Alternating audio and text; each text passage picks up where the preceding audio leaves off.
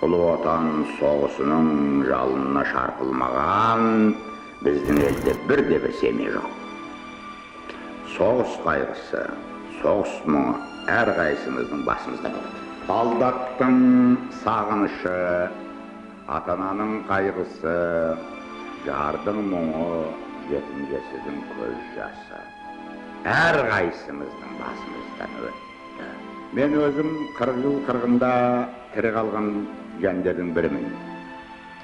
Сол сұрапыл қырғын соғыста еліміздің талай саңлақ батырларының, ақылды ерлерінің қаза тапқанын мен өзім көзімменен қан майдан көрген.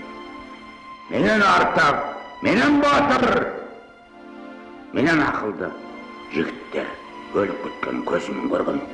Олардың имандары жолдас болсын.